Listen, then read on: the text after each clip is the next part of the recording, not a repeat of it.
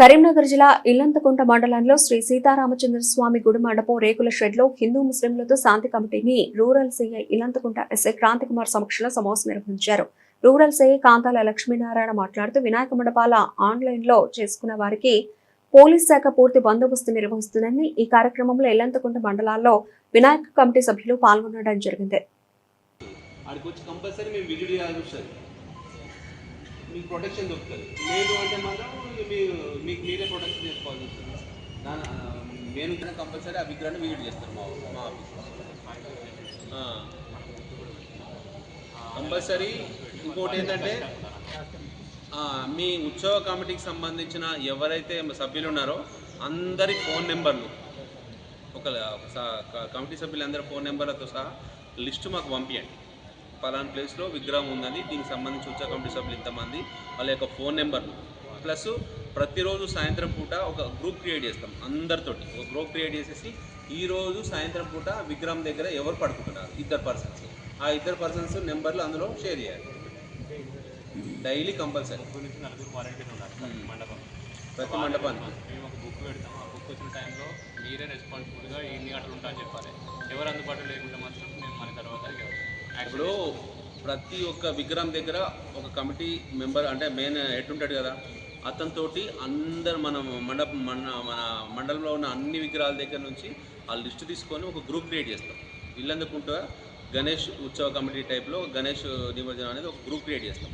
Group create చేస్తే ఆ గ్రూప్లో ఏం చేయాలంటే ఆ కమిటీ ఆ సభ్యులు ఉన్నట్టు అతను ఈరోజు సో విగ్రహం దగ్గర, ఇప్పుడు ఫర్ సపోజ్ ఎంఆర్ఓ ఆఫీస్ ముందు ఉన్న విగ్రహం దగ్గర పలానా రాము అని రమేష్ ఇద్దరు కలిసి పడుకుంటున్నారు అనేది ఒక ఇద్దరు ఫోన్ నెంబర్లను అవి షేర్ చేయాలి. అందులో షేర్ చేస్తే సడన్గా ఇక్కడ ఏదైనా జరిగిందనుకో వాళ్ళకి మేము ఫోన్ చేస్తాం నైట్. అర్థమైందా? దానికోసమని ప్రతి ఒక్కరు కూడా ప్రతిరోజు పడుకునే వాళ్ళ యొక్క ఇన్ఫర్మేషన్ అనేది మాకు ఆ గ్రూప్లో పడేయాలి. ఆ గ్రూప్లో పెట్టేస్తే మాకు ఇన్ఫర్మేషన్ అనేది ఈజీ ఉంటుంది. అదొకటి ప్లాన్ చేస్తున్నాం ఈసారి. లాస్ట్ ఉన్నాడు కొంచెం కేర్ తీసుకున్న ఇద్దరు గ్రూప్ కూడా పంపించేసి భయం పెట్టేసి పంపాడు సార్. అంతే సరిగా రొటేషన్ బేస్డ్ మీద మనం ఖచ్చితంగా అన్నీ అటెండ్ చేయడం ట్రై. మనం మీరే వేసుకోండి. ఇప్పుడు విగ్రహాలు ఎట్లా జరుగుతున్నారంటే 9 మన అంటే ఇక్కడ మనం 3 దాకా చేస్తూ ఉన్నాం. 3 తర్వాత విగ్రహాలు వేసుకోవడానికి కూడా అందుబాటులో ఎవరు ఉంటాయి. ఏమైతే మనం అంతా చేసి అంత 10 రోజులు పూజ చేసి తర్వాత లాస్ట్ విగ్రహం నిమజ్జనానికి వచ్చే వరకు డ్యాన్స్ చేసి షెడ్యూల్ అటు వెళ్ళిపోతున్నారు. మీ విగ్రహాన్ని మీరు నిమజ్జనం చేసుకోకుండా అవుతుంది. అర్థమవుతుందా? వేరే వాళ్ళు నిమజ్జనం చేస్తే మీకేమో పుణ్యం ఉంటుంది, అవునా కదా? మళ్ళీ ఇంకోటి ఏంటంటే 12 గంటల లోపుకి 12 గంటల తర్వాతకి డేట్ ఎక్స్టెన్షన్ అవుతుంది. మన ఉద్దేశం ఏంది, 9వ రోజు చేయాలి, మళ్ళీ 10వ రోజుకి పోతుంది కదా. అది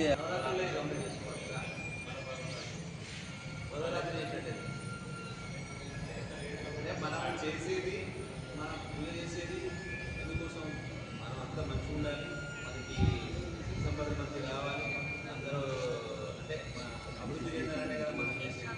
దానికోసం చేసేటప్పుడు మళ్ళీ మనము తప్పు అంటే వేరే డేట్లో చేసేసి ఎందుకు చేసిన పుణ్యాన్ని మనం చేసుకుంటున్నాం.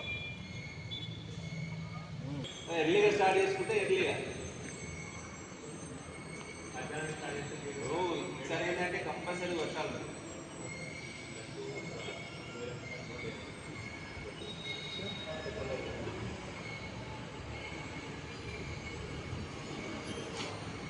ఇబ్బంది వస్తూ ఉంటాయి. అవి పెట్టద్దు, లక్కీ డ్రాలు అవి పెట్టడానికి ఏదైనా ఎవరైనా వెనపడంటే అది జనరల్గా ఏం చెప్తుందంటే వాళ్ళగా ప్రసాదం కావాలని చెప్పేసి తీసుకుంటారో అది వేరే.